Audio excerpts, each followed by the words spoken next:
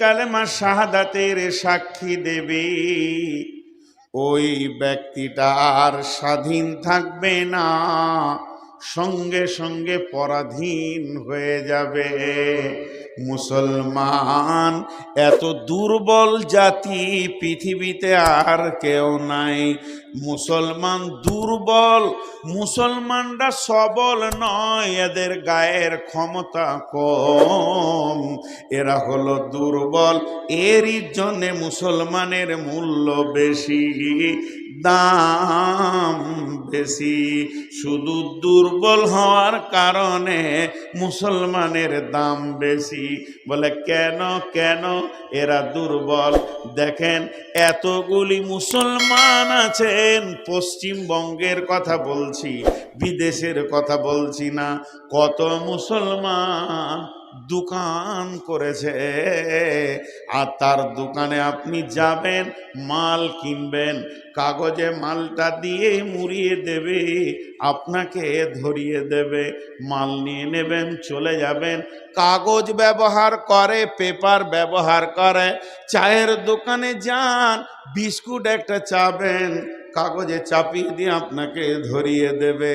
কিন্তু কোনো মুসলমানকে দেখেছেন কি কোরআনের একটা পাতাকে, বইকে বই মনে করে ছিঁড়ে ছিঁড়ে আপনাকে রুটি দিচ্ছে, বিস্কুট দিচ্ছে, পাউরুটি দিচ্ছে, বা মুড়ি মশলা মাখিয়ে দিচ্ছে? মুসলমান যেদিন কালেমা পড়েছে, আল্লাহ এবং রসুলের কাছে এত দুর্বল হয়ে গেছে, এদের দ্বারা এই ক্ষমতাটা হবে না। হবে? কেউ পারবে? পারবে না। এরই ভিতরে একটা মাস্তান বসে আছে। বাহ বাহ, তোর নামটা, তোর বাপের নামটা দিয়ে যা বাপ, ফেসবুকে কালকে দেবো। পালাইছিস কেন রে বাপ? তুই যে একটা ভালো মানুষ, আহ লজ্জাও নাই, শরমও নেই। তো মুসলমান দুর্বল কেন? মুসলিম, মুসলিম শব্দের অর্থকে প্রকাশ করতে গিয়ে আল্লাহ রসুল একটা উদাহরণ দিয়েছেন। এই উদাহরণটা কার? উদাহরণটা দিয়েছেন রাসূলুল্লাহ সাল্লাল্লাহু আলাইহি ওয়াসাল্লাম।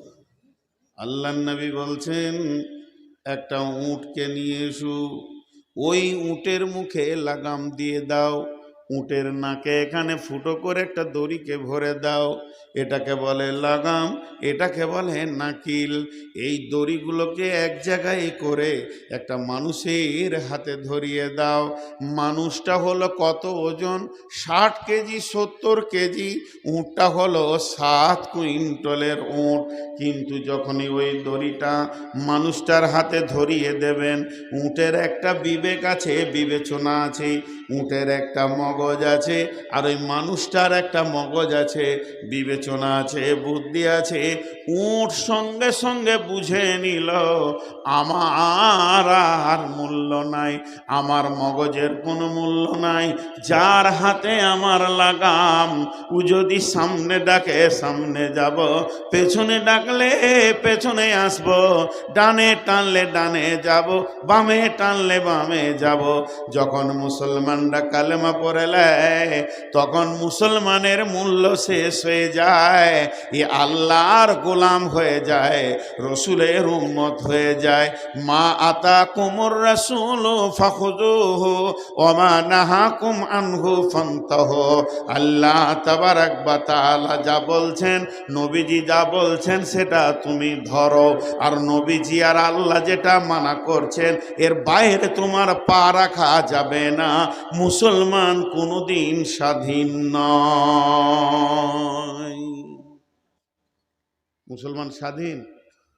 খালি দামটা দেখেন, তারপর আমি আয়াতের দিকে যাব। আর 2 মিনিট থাকবো এই ভূমিকাতে, উপস্থাপনার ভিতরে। মুসলমান কত পরাধীন। এবার মুসলমান দুর্বল কেন? কোরআনের সূরা কয়টা আছে? 114। বিসমিল্লাহ কয়টা আছে? 114টাই আছে। সূরা তওবাতে বিসমিল্লাহ নাই, তাহলে কয়টা হলো? 113। সূরা নামালে 2টো বিসমিল্লাহ আছে, তাহলে ঘুরিয়ে 114 হলো। এতগুলো আলিম চলে গেল, মৌলানা চলে গেল, মুফতি চলে গেল, মুহাদ্দিস চলে গেল, কেউ একটা বিসমিল্লাহ সূরা তওবাতে লিখে দিতে পারে আজও পর্যন্ত কেউ পারবে না। আল্লাহ দেয়নি, কেউ পারেনি। আল্লাহ দেয়নি, কেউ পারেনি আর পারবে না। কেন? এরা হলো দুর্বল। এতগুলি লোক বসে আছেন, কার ক্ষমতা আছে একটা জেরকে কেটে দিই? পারবে? জোরে বলেন, পারবে? তাহলে মুসলমান দুর্বল না সবল? জোরে বলেন, দুর্বল। আর অন্য জাতিরা সবল। কেন বলেন তো? ওরা নিজেদের আল্লাহকে নিজের হাতে বানায়। তাহলে কত ক্ষমতা! নিজের আল্লাহকে নিজে বানাই। টাকা কম হলে 1.5 ফুট, টাকা বেশি হলে 22 ফুট। আবার এলান করে অমুক জায়গায় কালি হয়েছে 28 ফুটের দেখবি তাই, মানে টাকা বেড়ে গেছে। তাহলে নিজের আল্লাহকে যারা নিজে বানায় তাদের ক্ষমতা বেশি না কম? তারপরে সারা রাত মদ খেয়ে আল্লাহর কাছে নাচানাচি করে। কোন একটা মুসলমানের বাচ্চা মদ খেয়ে মসজিদের দরজায় ঢুকতে পারবে না। তাহলে দুর্বল, ইয়ার বুদ্ধি কম, হুঁশ কম। কিন্তু আর আবার আল্লাহর সামনে মদের বোতল নিয়ে নাচানাচি করে। মদটা যখন খাওয়া হয়, আল্লাহকে যখন পুজো করা হয়ে যায়, তুলে নিয়ে গিয়ে নদীতে ফেলে পাছায় লাত মারে। তাহলে তাদের বল বেশি, তাদের ক্ষমতা বেশি। তারা আমাদের থেকে অনেক গুণে ক্ষমতা রাখে।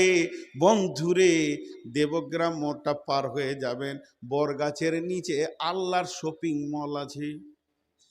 তারা পানিতে গলছে, পচে যেছে, নদীর ঘাটে কতগুলো পড়ে আছে। তারা নিজের আল্লাহকে ওই জায়গায় রেখে দিতে পারে যেখানে কোনো মূল্য নাই। তাহলে মুসলমান হলো দুর্বল। মুসলমান পেচ্ছাপ করবে, তাও নবীজিকে জিজ্ঞেস করতে হবে আমি কেমন ভাবে পেচ্ছাপ করব, কোন হাতে তাহারাত করব। মুসলমানের মুখে যদি থুতু আসে, ডান দিকে ফেলবো না বাম দিকে ফেলবো? নামাজের ভিতরে থুতু এলে কি করব? এরা নিজেরা স্বাধীন নয়, এরা পরাধীন। আল্লাহ যেটা বলবেন, নবীজি যেটা বলবেন, তার বাইরে এদের চলার ক্ষমতা নাই। এই বস বস বস বস। আমার বুড়োর ছবি নিতে এসেছিস। যখন ইয়ং ছিলাম, ছবি দেওয়ার লেগে দৌড়ে বেড়াচ্ছিলাম, তখন কোথায় ছিল? হ্যাঁ, এখন বুড়িয়ে গেছি তো ছবি নিতে এসেছি। রসকস শেষ, যে ছবি নিব। তো মুসলমান হলো। এবার আল্লাহ কি বলছেন, আমি আয়াতে যাচ্ছি। বিসমিল্লাহির রহমানির রহিম।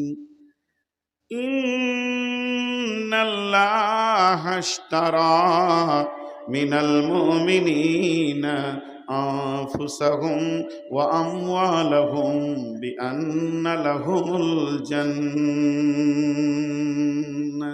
ইউকাতিলুনা ফি সাবিলিল্লাহি ফায়াকতুলুনা ওয়া ইউকতালুনা ওয়া'দান আলাইহি হাক্কান ফিত তাওরাতি ওয়াল ইনজিলি ওয়াল কুরআন ওয়া মান আওফা বিআহদিহি মিনাল্লাহি ফাস্তাবশিরু বিবাইয়িকুমুল্লাযী বা'য়াতুম বিহি ওয়া যালিকা হুয়াল ফাওজুল আযীম। আল্লাহ বলছে, মুমিনের জান আর মালকে আমি জান্নাতের বিনিময়ে কিনে নিয়েছি। মুমিনের জান আর মুমিনের মাল আল্লাহ জান্নাতের বিনিময়ে কিনে নিয়েছে। একটু অ্যাটেনশন হয়। মুমিনের সমস্ত মাল আর মুমিনের জান আর নিজস্ব নয়। আল্লাহ বলছে আমি জান্নাতের বিনিময়ে কিনে নিয়েছি। জান্নাতের বিনিময়ে আল্লাহ জান্নাত দেবেন। বিনিময় রেস্টি একটা হয় না, দলিলে লেখা আছে আপনার বাড়ির পাশে আমার 5 কাঠা জায়গা আছে, আর আমার জমির পাশে আপনার 10 কাঠা জমি আছে। আমরা আপোস করলাম যে আপনার জমিটা আমাকে দিয়ে দেন, আলটা ভেঙে দিয়ে একটা জমি করে নিই, আর আপনার বাড়ির পাশে আমার 5 কাঠাটা আপনি নিয়ে নেন, এটাকে বিনিময় রেস্টি বলে। তো আল্লাহ তাবারক ওয়া তাআলা বলছেন, আমি জানকে আর মালকে মমিনের কিনে নিয়েছি, মমিনের সঙ্গে আমি বিজনেস করব, কাফেরের সঙ্গে করব না। আমি বিজনেস মুশরিকের সঙ্গে করব না, মুনাফিকের সঙ্গে করব না। আমি বিজনেস করব তো মমিনের সঙ্গে করব, মমিনরা ওয়াদা ঠিক রাখবে, এর জন্য আমি মমিনের সঙ্গে বিজনেস করতে চাই। আল্লাহ বলছেন, আমি মমিনের জানমালকে কিনে নিলাম, কিসের বিনিময়ে? বিআন্না লাহুমুল জান্নাহ, জান্নাতের বিনিময়ে। সেই জান, ওই মাল কোন জায়গায় ব্যয় হবে, এরপরে আমি আপনাকে বলবো। আমার আল্লাহ বলছে, তোকে আমি যে জায়গায় জানকে ব্যয় করতে বলবো, যে জায়গায় মালকে ব্যয় করতে বলবো, এই মালগুলি জানকে তুমি সেই জায়গায় ব্যয় করবে। তুমি হলে রাখোয়াল, আমি তোমার কাছে ওগুলো রেখেছি। মালটা তোমার নয়, জানটা তোমার নয়।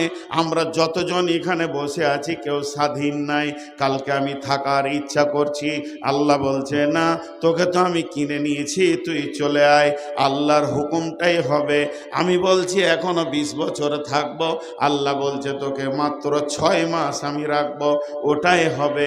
এবং সমস্ত আমার মাল, একদম তিল থেকে তাল পর্যন্ত যত আমার মাল আছে, সমস্ত মালকে আমার রব কিনে নিয়েছেন।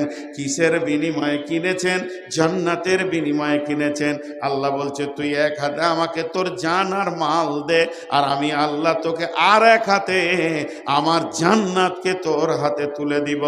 অতএব জান্নাতের বিনিময়ে কিনে নিয়েছি। ইকাতিলুনা ফি সাবিলিল্লাহ, আল্লাহর রাস্তায় গিয়ে তোকে জিহাদ করতে হবে। এই জান আর মাল নিয়ে আল্লাহর দ্বীনকে আগে বাড়ানোর জন্য তোকে মেহনত করতে হবে। ইকাতিলুনা ফি সাবিলিল্লাহ ফায়াকতুলুনা ওয়া ইউকতালুনা, প্রয়োজন হলে তুই কতল করে পিস পিস বানিয়ে দিবি রে, আবার প্রয়োজন হলে তুই নিজে কতল হয়ে যাবি। মেন হচ্ছে আমার দিনটা যেন ঠিক থাকে, আমার দিনের জন্যে তোকে বানিয়েছি। এই পৃথিবীতে আমি আলু চাষ করতে চাই নাই, এই পৃথিবীতে আমি কচুর চাষ করতে চাইনি, এই পৃথিবীতে আমি ধান গম ধুনে জিড়ে চাষ করতে চাইনি। আমি রব যেটা চেয়েছি, আমার কোরআনের চাষ সারা পৃথিবীতে চলবে। এই চাষটা তোদের কি করতে হবে? তোদের রক্তে এটা পৃথিবীতে এসেছে, তোদের রক্তের বিনিময়ে টিকে থাকবে, আবার তোদের এই রক্তে পৃথিবীতে এটা বপন হবে। অতএব আমি তোদের কাছে চাই, ইকাতিলুনা ফি সাবিলিল্লাহ, আল্লাহর রাস্তায় বেরিয়ে যাও এবং কি করো? মানুষকে তুমি কতল করে দাও, কেটে দাও, পিস করে দাও। আর কি করো? ফায়াকতুলুনা ওয়া ইউকতালুনা, প্রয়োজন যদি হয় তোমাকে কতল হতে হবে, তাতেও তুমি রেডি হয়ে যাও। বিশ্বনবী এশার নামাজ পড়ে বললেন, বসে যাও। সাহাবীরা বসে গেলেন। আল্লাহর নবী বয়ান দিলেন। বয়ান দেওয়ার পর বলছে, যায়েদ কোথায় আছো? এ যায়েদ, তুমি কোথায় রয়েছো? যায়েদ বললেন, লাব্বাইক সাদাক রাসূলুল্লাহ, আমি রেডি হয়ে আছি। এরপর আল্লাহর নবী বললেন, যায়েদের পর জাফর ইবনে আবি তালেব, তুমি কোথায় আছো? আবু তালেব বললেন, লাব্বাইক রাসূলুল্লাহ, আমিও হাজির আছি। এরপরে নবীজি বললেন, যায়েদের পর আবি তালেব, যায়েদের পর জাফর ইবনে আবি তালেব। এরপরে নবীজি বলছেন, আব্দুল্লাহ ইবনে রাওয়াহা, তুমি কোথায় আছো? আব্দুল্লাহ ইবনে রাওয়াহা মজলিসে দাঁড়িয়ে বললেন, ইয়া রাসূলুল্লাহ, আমিও রেডি আছি। বিশ্বনবী বললেন, নিজের নিজের আত্মীয়র সঙ্গে মোলাকাত করে নাও, আগামী কাল সকালে উঠে তোমরা তবুকের অভিযানে বেরিয়ে যাবে। সেখানে বেঈমানরা কোরআনকে পৃথিবী থেকে তোলার জন্য রেডি হয়ে গেছে।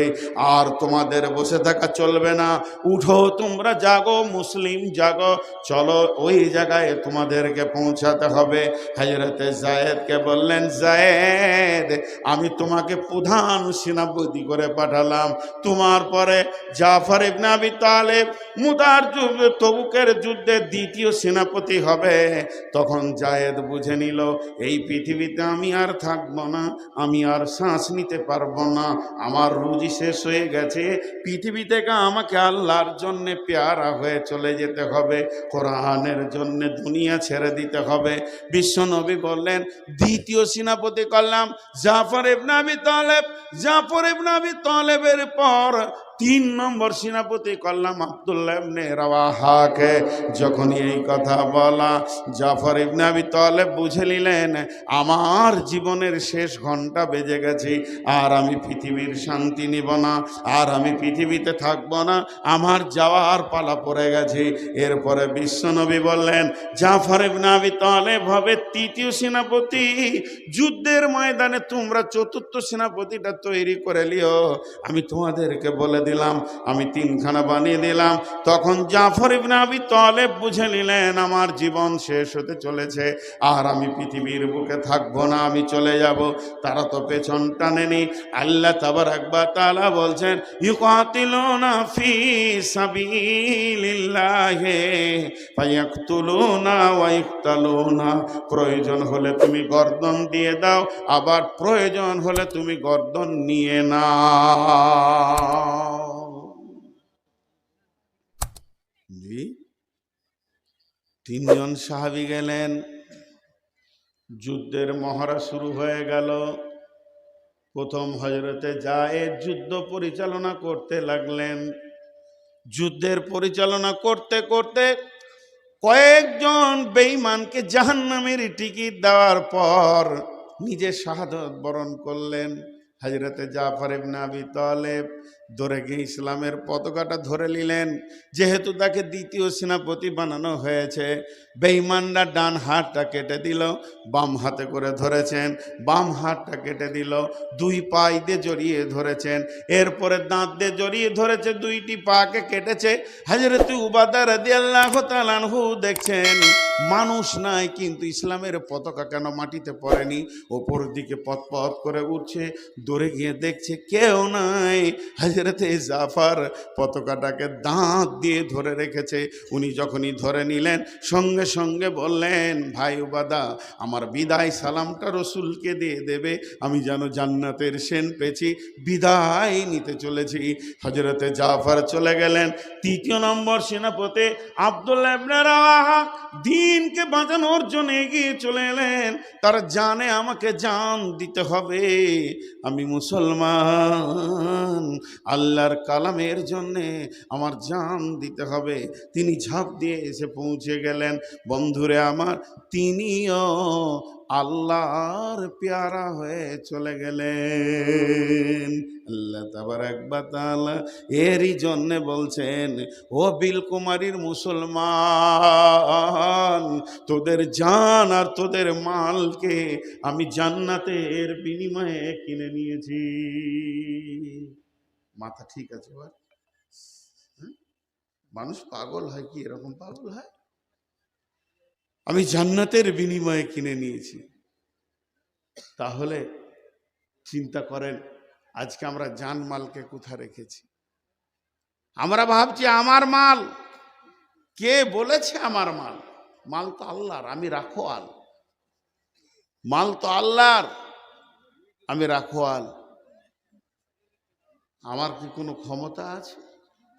ভাইরা আমার, আল্লাহ তাবারাক ওয়া তাআলা বলছেন, বিসমিল্লাহির রহমানির রহিম, ইয়া আইয়ুহাল্লাযীনা আমানু হাল আদুল্লুকুম আলা তিজারাতিন তুনজিকুম মিন আযাবিন আলীম তুমিনুনা বিল্লাহি ওয়া রাসূলিহি ওয়া তুজাহিদুনা ফি সাবিলিল্লাহি বিআমওয়ালিকুম ওয়া আনফুসিকুম যালিকুম খায়রুল লাকুম ইন কুনতুম তা'লামুন। আজকে আমাদের অবস্থা কি? ইসলাম পচে যাক, আমি যেন ভালো থাকি, অক্ষত থাকি।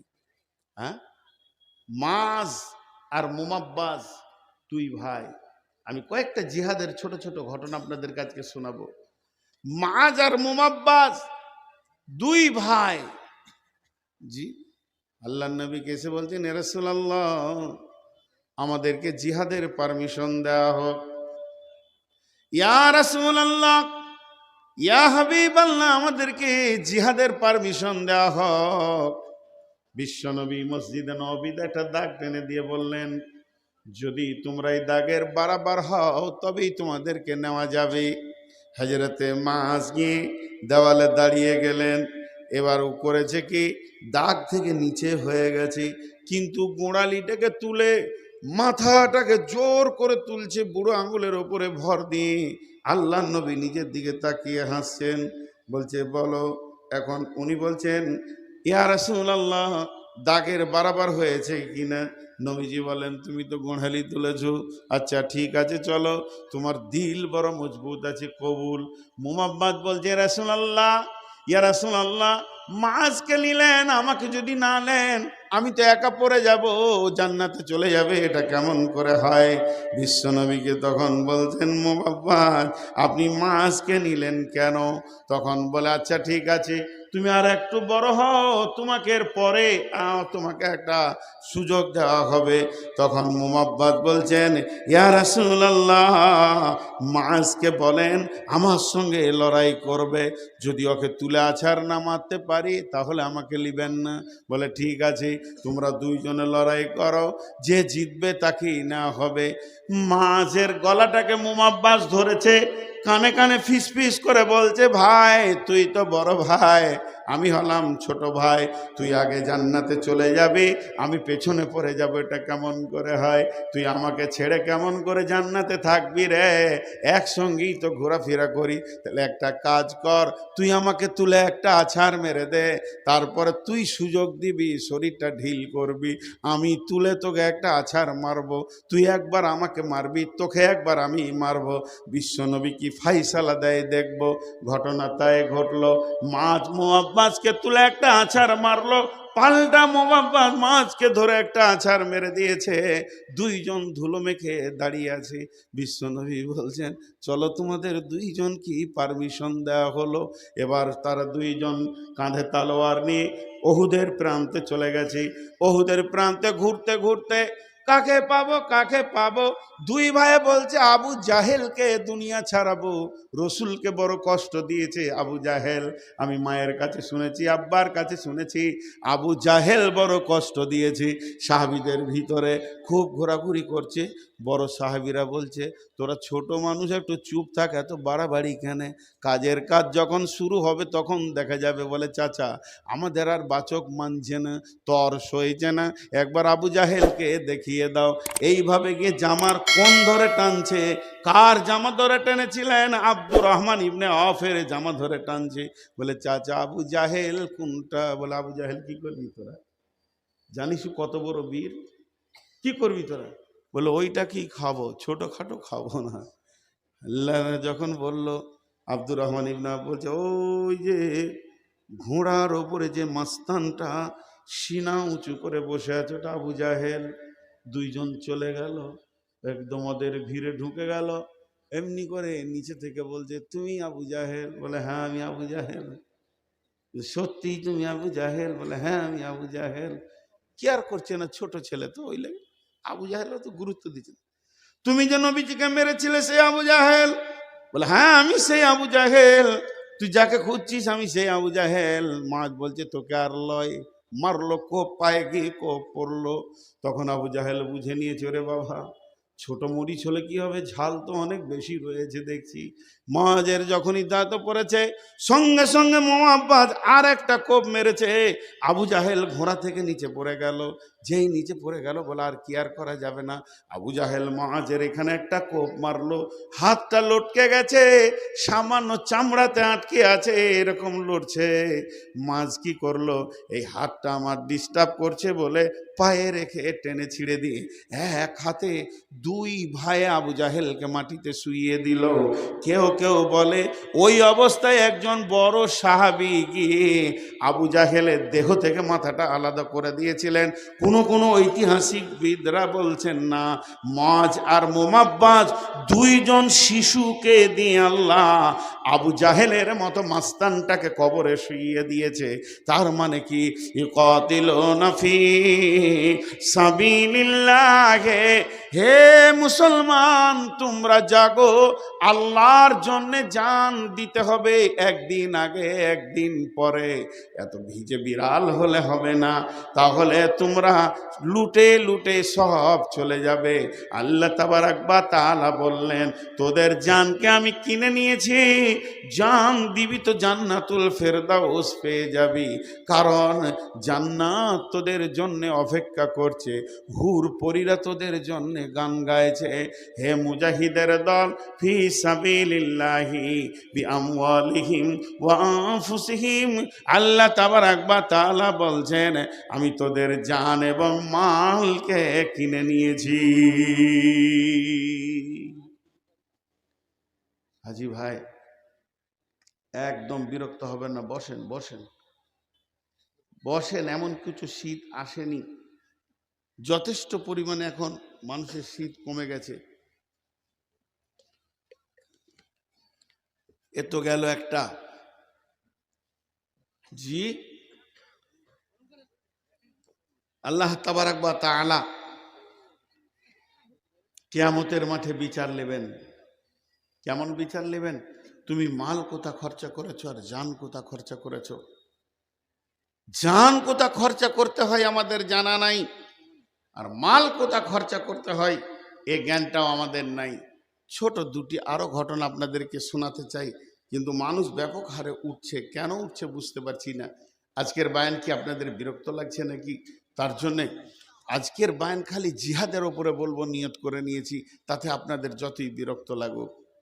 কারণ জিহাদ নামে বক্তব্যটা আমাদের কাছে বিলুপ্ত হয়ে গেছে, যে সাহাবীরা কিভাবে দ্বীনকে এনে আমাদের হাতে তুলে দিয়েছেন। জি ভাই একটু ভাবেন, একটু। আমাকে ডাকছে কে? ও আচ্ছা আচ্ছা আচ্ছা আচ্ছা, আপনাদের বিরক্ত লাগছে নাকি? এবার একটা ঘটনা শুনেন। ঘটনা দেখেন সাহাবীদের সাহস কেমন ছিল, আল্লাহ জানকে কিনে নিয়েছেন। আর ওখানে কি বলছেন? ইয়া আইয়ুহাল্লাযীনা আমানু, হে ঈমানদারেরা, হাল আদুল্লুকুম আলা তিজারাতিন তুনজিকুম মিন আযাবিন আলীম, তোমাদেরকে কি এমন একটা ব্যবসা শিখিয়ে দেব না, যে ব্যবসাটা করলে তোমরা আযাবে আলীম থেকে বেঁচে যাবে। তুমিনুনা বিল্লাহি ওয়া রাসূলিহি ওয়া তুজাহিদুনা ফি সাবিলিল্লাহি বিআমওয়ালিকুম ওয়া আনফুসিকুম, যালিকুম খায়রুল লাকুম ইন কুনতুম তা'লামুন। তোমরা আল্লাহর রাস্তায় বেরিয়ে যাও, নিজের জান আর নিজের মালকে নিয়ে ঝাঁপ দিয়ে পড়ে যাও। জান যাবে তো শহীদ, বেঁচে থাকবে তো গাজী। তুমি এত দামি হয়ে যাবে আল্লাহর কাছে, আর এই জান মাল দিয়ে দ্বীনকে বাঁচানোর নামই হলো তুমি একজন প্রকৃত মুমিন। আমার সঙ্গে যে ওয়াদা করেছ, বিবাইয়িকুমুল্লাযী বায়াতুম বি ওয়া যালিকা হুয়াল ফাওজুল আযীম। আল্লাহ তাবারাক ওয়া তাআলা বলেন, কে এমন আছো আমার সঙ্গে ব্যবসায় বসবে বলো, আমি তোমার সঙ্গে ব্যবসা করতে রাজি আছি। ওয়াদান আলাইহি হাক্কান ফিত তাওরাতি ওয়াল ইনজিলি ওয়াল কুরআন। আমার আল্লাহ বলছেন, এই একই ওয়াদা, তোর জান নিব মাল নিব, আমি জান্নাত দিব। এই জানমাল আর জান্নাতের ওয়াদাটা আমি কোরআনে করেছি, তৌরাতে করেছি, ইনজিলে করেছি, সব জায়গায় আমি করেছি। অতএব শুনে নাও, তোমরা জানমাল নিয়ে রেডি হয়ে যাও। আমি আল্লাহ যখন তোমাকে ডাকবো তখনই তোমাকে কাজে লাগতে হবে। ছোট্ট একটা উদাহরণ দিই আপনাদের সামনে। আমি একটা খাসি কিনেছি আপনাদের এই বিলকুমারিতে। উদাহরণটা মন দিয়ে শুনবেন। মনে অনেক আশা আছে, যে খাসিটাকে সামনে কোরবানিতে আল্লাহর রাস্তায় জবাই করব, ওটাকে কোরবানি দিব। দিয়ে যার কাছে খাসিটা কিনেছি সে আমার কাছে 20,000 টাকা দাম নিয়েছে, তার সাথে দাম দর কমপ্লিট 20,000 টাকা দিয়ে দিলাম। খাসিটা তার ঘরে আমি রেখেছি, বললাম ভাই আপনি জমায় রাখবেন, আমি 300 করে টাকা আপনাকে দিয়ে দিব, পার ডে 10 টাকা করে দিব আমার খাসিটা রাখার জন্যে, আর আমার যখন দরকার হবে তখন নিয়ে যাব। জি ভাই, খাসি আপনার, পুষেছেন আপনি, খাইয়েছেন আপনি, বড় করেছেন আপনি, অনেক দাম হয়েছে আপনার কাছে, আমি যখন টাকা মিটিয়ে দিলাম খাসি আর আপনার নয় আমার, কিন্তু আমি রেখেছি ভাড়া আপনার ঘরে, আমার যখন দরকার হবে আমি ঠিক টেনে নিব, ডেকে নিব, নিয়ে নিব, এর নাম হলো আমার মাল। এরপরে আমি নিয়ত করেছিলাম কি কোরবানিতে দিব, কিন্তু আজকে রাত্রিতে আমি বাড়ি গিয়ে দেখছি বাড়িতে খবর আলাদা, কালকে আমার বাড়িতে লোক আসবে 3 দিন পর, কালকে আমি শুনলাম 3 দিন পর আমার মেয়েকে আমার ছেলেকে দেখতে আসবে। তো আমি খুশি হয়ে গেলাম, যা খাসিটা কাজে লাগিয়ে দিই এখন। তা আমার নিয়ত ছিল কোরবানি করে দিলাম, মেয়েকে দেখতে এসছে সেই দিনে জবাই করে দিলাম, কিংবা ছেলের বিয়েতে জবাই করে দিলাম। যখন আমার দরকার থাকবে মাল আমার রেডি আছে, আমার মন গেলে আমি নিয়ে চলে যাব, আপনার আটকাবার নাই। তো আল্লাহ তাবারক ওয়া তাআলা বলছে তোরা আমার ওই কিনা খাসির মতো পৃথিবীতে আছিস, যখন যাকে আমার প্রয়োজন হবে আমি টেনে নিব, টেনে নিব, টেনে নিব, জবাই করে নিব। তোকে দিয়ে প্রয়োজন হলে কাউকে জবাই করে নিব, কিংবা তোকে জবাই করে নিব কাউকে দিয়ে, এটা আমার ব্যাপার। কোরআন তোকে জবাই করে যদি লাভ হয়, তাহলে কোরআন যদি ওপর দিকে উঠে তো তোকে জবাই করব, আর তুই যদি কাউকে কাটিস তাহলে আমিও কোরআনের বদলার জন্য তোকে কাটিয়ে নিব। আমি তো রক্ত যোগে ভাবি না, আমি ভাবি আমার দিন ইসলাম পৃথিবীতে প্রচার হোক, এটা আমার চিন্তা। এবার ঘটনা কি, হযরতে আমর বিন জমু, হযরতে হানজালা, এগুলো হলো এক একটা শহীদের নাম। হযরতে আমির হামজা শহীদের সর্দার হবে কিয়ামতের মাঠে। যত শহীদ আজ পর্যন্ত হয়েছে তাদের সর্দার হবে হযরতে আমির হামজা রাদিয়াল্লাহু তাআলা আনহু। তিনাকে টুকরো টুকরো করে কাটা হয়েছিল। আল্লাহ বলছে তোকে ভাবতে হবে, তোকে ভাবতে হবে আল্লাহ এখন কি চাইছে। একটা কথা বলি আপনাদেরকে, এখানে যারা 4 চাকা 2 চাকা চালাতে পারেন, ড্রাইভার আছে না নাই এখানে? আপনারা যারা ড্রাইভার আছেন একবার মুখ খুলেন। ড্রাইভার কতগুলো আছেন? মোটরসাইকেল হোক আর 4 চাকা হোক, আছে না নাই? আচ্ছা, তো গাড়ির সঙ্গে ড্রাইভার কথা বলে কি বলে না? গাড়ির সঙ্গে ড্রাইভার কথা বলে কি বলে না? প্রতি মুহূর্তে কথা বলে, প্রতি মুহূর্তে কথা বলে। রোড দেখবে গাড়ি চলছে, গাড়ি বলবে আমাকে এখন 3 নম্বর গিয়ার দাও, এখন 2 নম্বর গিয়ার দাও, এখন 1 নম্বর দাও, এখন রোড খালি আছে টপে দাও। গাড়ির সঙ্গে ড্রাইভার একটা অ্যাডজাস্ট করে থাকে, এই জন্য গাড়ি আগে দৌড়তে থাকে। কারণ ওই রকম যদি ওর জ্ঞান না থাকে ও ড্রাইভার হতে পারবে? ওকে যদি পেছন থেকে বলা হয় 3 নম্বর দে রে, তবেই দিবে, তো ড্রাইভারই লাগে। কারণ গাড়ি দ্রুত গতিতে দৌড়বে, তার ভিতরেই ও গাড়ির সঙ্গে কথা বলবে, গাড়িকে দেখে বুঝে নিবে, গাড়ির শব্দতে বুঝে নেবে, রাস্তা দেখে বুঝে নিবে যে আমার কাছে এখন কোন গিয়ারটা চাইছে। কথাটা বোঝাতে পারলাম? আর যে এটা বুঝতে পারে না সে কি ড্রাইভার? একটা মজার কথা শোনাই। ওই বাস, আগেকার ম্যানুয়াল বাস, এখন তো সব ডিজিটাল হয়ে গেছে, ছোট ছোট গিয়ার হয়ে গেছে। এরকম করে জোরে ঠেলতে হতো, এইরকম ঠেলতে হতো গিয়ার, দেখেছেন বড় গিয়ার? হ্যাঁ, ওই পুরাতন বাস এক ড্রাইভার চালাচ্ছে, আর ওখানে এক মুরব্বী মেয়ে বসে আছে, বয়স্কা নানি দাদি বসে আছে। হঠাৎ বাসটা চলতে চলতে পাংচার হয়েছে। পাংচার তো হতেই পারে, আর সেই পুরাতন যুগের বাস এখনো চলছে ঢান ঢান করে। তো সে পাংচার হয়ে গেছে, সমস্ত লোক নেমে গেছে, এবার পাংচার সারছে।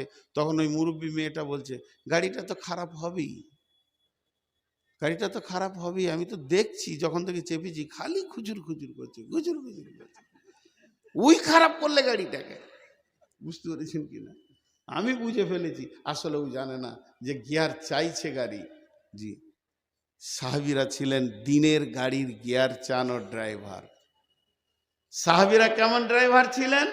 চোখে দেখে বুঝে নিতেন এখন দিন কি চাইছে, আল্লাহ কি চাইছে। প্রকৃত প্রেমিক ওই, প্রকৃত প্রেমিকা ওই যে তার প্রেমিক এবং প্রেমিকার মন আর চেহারা দেখে বুঝে নেবে আমার কাছ থেকে এখনো কি চাইছে। প্রকৃত স্ত্রী ওই যে স্বামীর চেহারা দেখলে বুঝে নেবে আমার কাছ থেকে কি চাইছে। প্রকৃত স্বামী ওই যে স্ত্রীর মুখ দেখলে বুঝে নেবে যে এখন আমার কাছ থেকে ও কি পেতে চাইছে। কথা বোঝাতে পারলাম? কথা বলে না? এতটি লোক চুপ করে আছেন, কথা বুঝলেন? আর হ্যাঁ না বলে না, বুঝলেন? তাহলে আমাদের কাছে দুটো জিনিস আছে। এখন দিন ইসলাম কি চাইছে এটা জালসা করতে হবে না, প্রেমিক যে সে বুঝে নেবে। কেমন? দুটি উদাহরণ শুনেন।